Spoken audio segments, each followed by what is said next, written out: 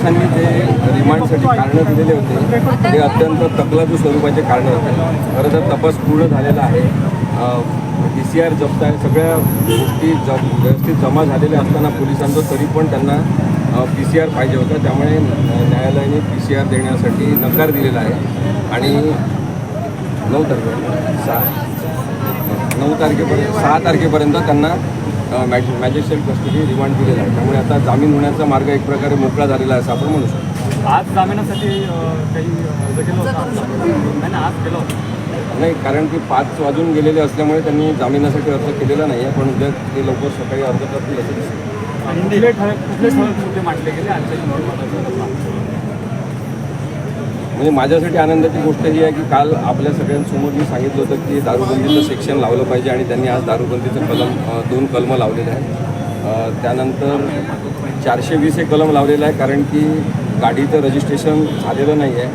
1000 काही रुपये असतील पण ती सरकारची तेवढ्या अमाऊंटची फसवणूक आहे आणि म्हणून 420 लावलं असं पोलिसांचं म्हणणं आहे. आता 420 टिकाऊ आहे की नाही हा वेगळा मुद्दा आहे. पण एवढी महागडी कार घेऊनसुद्धा रजिस्ट्रेशन न करता ती गाडी चालवण्यात येत होती याचा अर्थ सरकारची फसवणूक झालेली आहे असं आपल्याला म्हणता येऊ शकते. त्यामुळे 420 कलम लावलेले आहे. जे वाढीव कलमं लावलेले आहेत ते आरोपींसाठी कठीण जाणार आहेत पुढे आणि त्यामुळे मला असं वाटतं की त्यांनी केवळ जामिनावर आज फोकस केलेला असल्यामुळे या कलमांना विरोध करण्यात आलेला नाही. पण जामीन झाल्यानंतर जे वाढीव कलमं पोलिसांनी लावलेले आहेत त्यालासुद्धा आरोपीतर्फे विरोध करण्यात येईल असं मला वाटते. सर 7 दिवसांची पोलिसांनी कस्टडी मागितली होती. नेमकं काय युक्तिवाद झाला त्यानंतर आणि न्यायालयाने कोठडी भेटली. बघा, नवीन युक्तिवाद कोणते झालेले नाही आहे. कारण की खरं एवढं मोठं म्हणजे कायद्याच्या दृष्टीने पाहिलं तर ते मोठं प्रकरण नाही. हे संवेदनशील प्रकरण आहे, भावनाशील प्रकरण आहे. 2 मुलांचा अपघातात मृत्यू झालेला आहे. त्यामुळे ते अत्यंत गंभीर प्रकरण आहे. परंतु कायद्याच्या दृष्टीने ते एक साधं प्रकरण आहे ज्याच्यामध्ये जामीन होण्याची शक्यता जास्त असते. कारण की सगळ्या आरोपींना अटक झालेली आहे.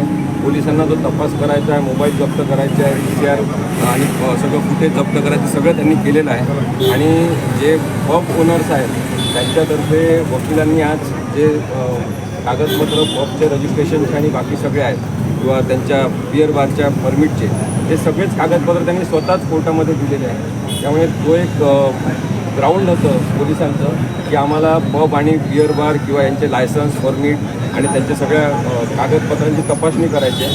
स्वतःच कागदपत्र पोलिसांना आज न्यायालयाच्या मार्फत देण्यात आलेले असल्यामुळे तो सुद्धा मुद्दा आपोआपच गौण झाला आणि म्हणून न्यायालयाने त्यांना मॅजिस्ट्रेट कस्टडी दिली. एकूण किती जमते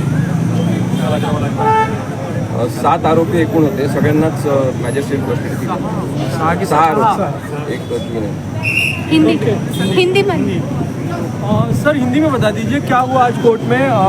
डिफेंस का प्रोसिक्यूशन का क्या आर्ग्यूमेंट्स था, आपने भी अपनी क्या बातें रखी और क्या फैसला आया. तो मैं जो कोर्ट में हुआ है वो बता रहा हूँ.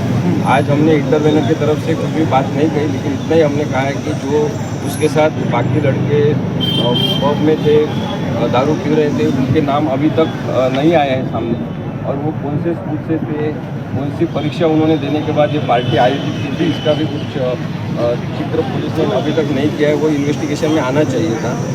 दूसरी बात, जो आरोपी सब है उनके तरफ से युक्तिवाद पहले ही पुराना जो है वही किया गया है क्योंकि पुलिस के पास कोई नए ग्राउंड नहीं थे PCR मांगने के लिए. उन्होंने कहा था कि ड्राइवर को आज अरेस्ट किया है इसलिए हमें PCR चाहिए, PCR जब किया इसलिए हमें उसका इन्वेस्टिगेशन या एनालिसिस करना है उसके लिए PCR चाहिए. जो पब और बियर बार रेस्टोरेंट से उनके डॉक्यूमेंट्स चाहिए और उसका इन्वेस्टिगेशन करना इसलिए PCR चाहिए. लेकिन ये सभी कारण जो है वो कोर्ट ने ज़्यादा इम्पोर्टेंट है ऐसे नहीं माने और उन्हें MCR दिया गया है. तो अभी जामीन मिलने का उनका रास्ता एक प्रकार से हम बोल सकते हैं आसान हो गया. कब तक के लिए जेसी में भेजा गया इन आरोपियों को. 6 तारीख तक उनको जेसी में रखे. 7 तारीख.